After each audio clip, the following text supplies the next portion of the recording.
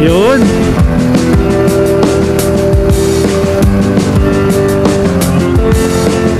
Meron.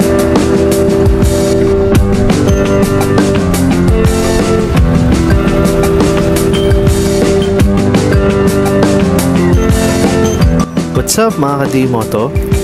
Isang magandang araw sa inyong lahat.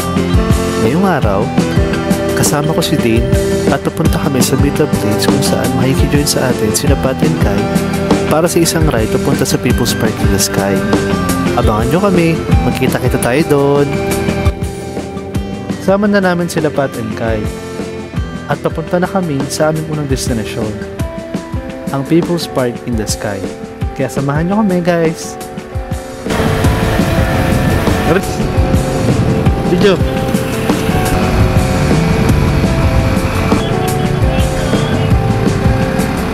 Oo nga no, init no.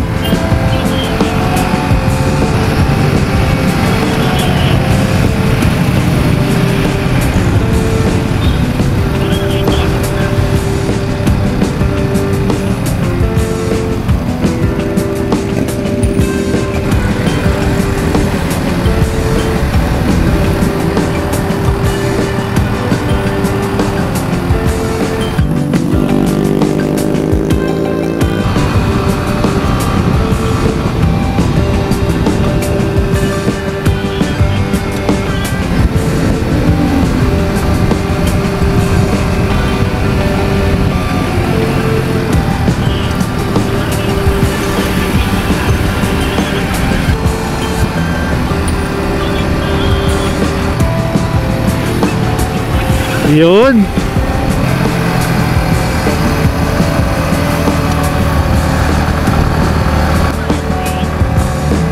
Meron.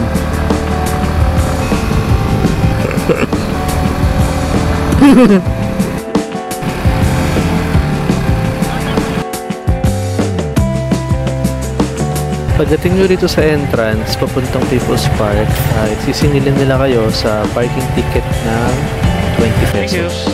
Dalawang motor kami, so 40 pesos.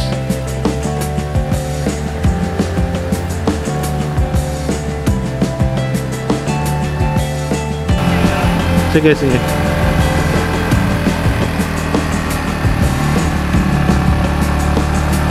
Pagka-park namin ng aming mga motor, ay naglakad lang kami papunta sa parking area ng People's Park, kung saan merong mga kainan. After naman ito, ay bumiyahin na rin kami pababa ng Talitay dahil pupuntahan pa kaming isa pang lugar.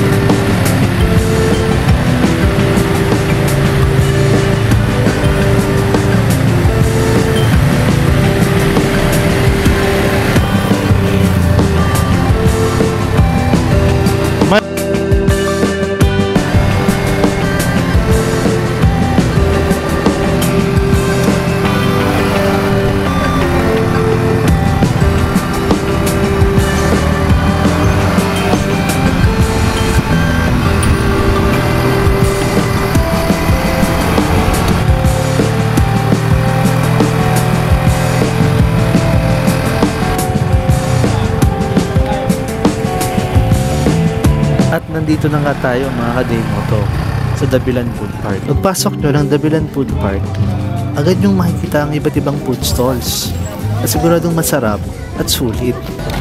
Pwede din yung isama ang pamilya, barkada, mga kaibigan at mahal sa buhay para sa isang masayang lakad at bonding.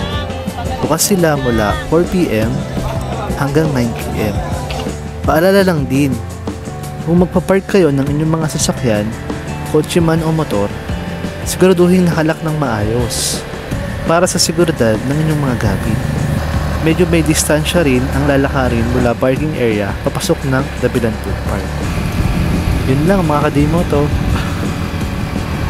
If you enjoyed this content, don't forget to comment, like, share, and subscribe. Till next time mga ka-D-Moto, Daymoto signing out. Thanks for watching Daymoto.